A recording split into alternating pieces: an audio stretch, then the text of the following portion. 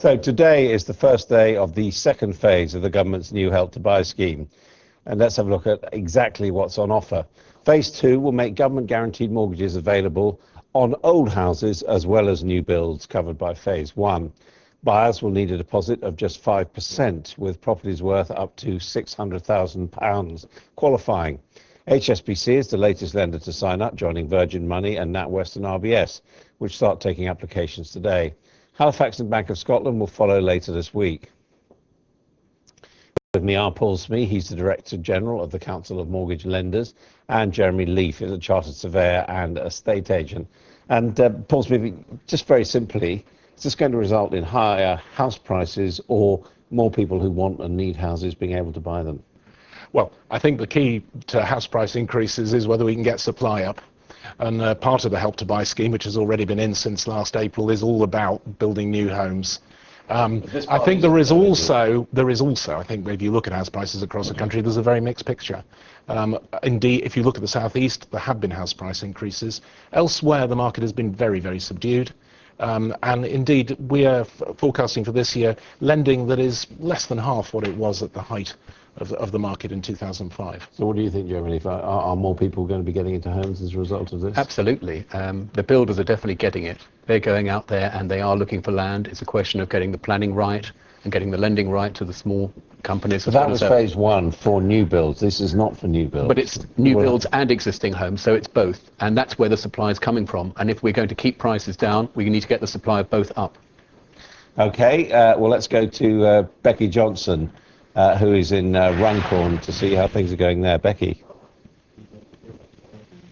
Yeah, let me introduce you to Claire and Mike, a couple, both around the age of 30. I know you're 28, 31. You've both rented all your adult lives, and I know you're engaged now. You'd like to buy yourselves a home. What's the stumbling block been, though, Mike, for you two buying a house? Just getting the deposit. You know, it's always been, you know, a stumbling block for any people like getting a house themselves. You know what I mean? So, you know, we're just looking for a scheme to help us to do that. And perhaps this Help to Buy might be the one. Now, I know, Claire, you've got the sort of dream house that you'd like. You've both got children, so you need something 4 beds. That's around 220,000, that 4-bedroom house there. So actually, under Help to Buy, you'd need a deposit of around 11,000. Does that sound achievable to you? Yeah, I think that would help a lot. So is Help to Buy a scheme that you'd now like to look into more? Yeah, definitely. Okay, and how important would it be to you both to own your own home? Well, it's the financial security, not just for us, you know what I mean, but for the children as well, you know what I mean, it's something to pass on. And, you know, it's more secure than renting, because a lot of places it's like short-term let, so, you know, you're moving on a lot as well, so it's the security more than anything else, isn't it? And I think we've actually done a few rough calculations, haven't we? And we've figured out your mortgage repayments would actually be equivalent to what you're paying in rent anyway, wouldn't they? Yeah, so at the moment paying rent is just basically dead money, whereas paying a mortgage, it'd be in something that's ours and that we could possibly pass on to the children then when they're older.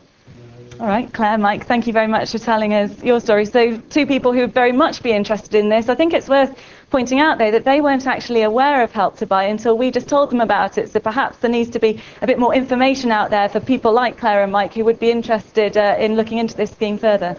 Becky, thanks. I mean, Paul Smee, let's be clear about this. This is not free money, is it? I mean, basically, you are borrowing more, although the government is guaranteeing it. You will be borrowing more, and you will be borrowing just as if it was a totally ordinary mortgage.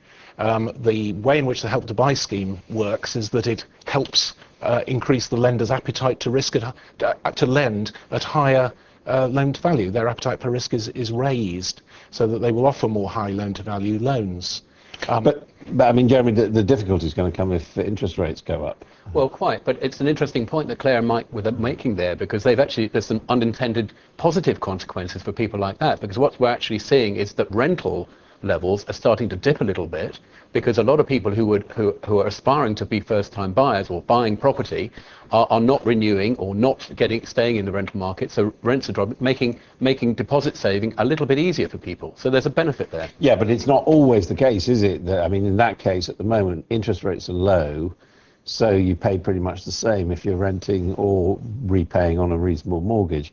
But actually, it could happen that mortgages go up quite dramatically, interest rates go up, and then you'd be paying a lot more than if you're renting. Well, it could be. I think what we're looking to see, it's obviously very early days, we're looking to see whether or not that supply increases, not just of the new builds, but also existing properties, and that owners out there, not just in London and the South East where activity has been strong, but elsewhere, say, well, they're recognising this is actually a very good time to sell as well as buy. Well, do you think the government needs to fine-tune this a bit more? I mean, look at areas of the country and maybe look a bit more at the prices of properties that would be eligible for this?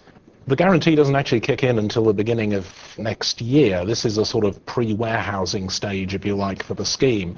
So it's a bit early to start talking about fine-tuning. We have got the role of the Bank of England. They're going to be looking at this scheme, seeing what effect it has on the market, and I'm sure they will not be slow in coming forward if they feel that it's having unintended consequences.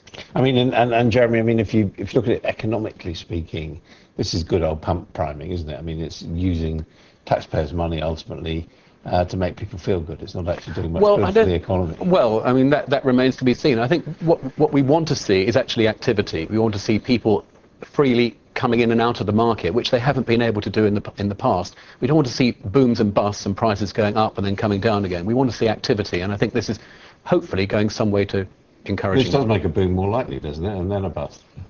I don't think we're in boom territory at the moment. I really don't. And we will be.